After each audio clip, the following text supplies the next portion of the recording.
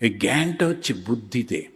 তাই লক্ষ্য করে দেখবেন যে দক্ষিণেশ্বরে যান, মা কালীর মূর্তি দেখেন, ডান দিকে দুটো হাত বড় সুন্দর, একটা হাতে এরকম করে আর একটা হাতে এমনি করে।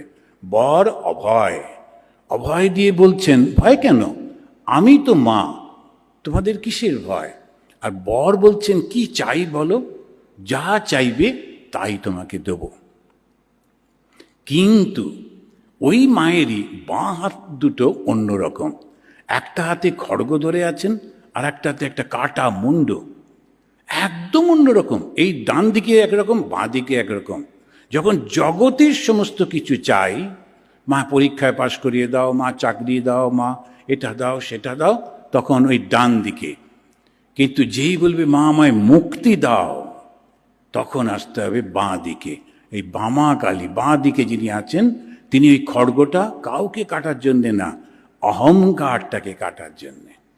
যে মুন্ডটা ধরে আছেন, ওর নিচে একটা শেয়াল বসে আছে, ওই শেয়ালটা পশুটি চাইছে ওইটি, তখন যেন মা বলছেন এটা তোমার জন্যে না, এ জ্ঞান পশুর জন্যে না, শুধু মানুষের। ভেবে দেখুন কি সুন্দর। এই হচ্ছেন শ্রী শ্রী মা কালী। আর ওই জ্ঞানের সঙ্গে সঙ্গে তার কোমর থেকে ঝুলছে মানুষের হাত, কেননা জ্ঞানের সঙ্গে কর্ম সংযুক্ত হলেই সৃষ্টি। শুধু জ্ঞান সৃষ্টি করতে পারে না, শুধু কর্ম জ্ঞানহীন কোনো কিছু হয় না। সেই জন্যেই দুটোর সমন্বয়ে শ্রী শ্রী মা।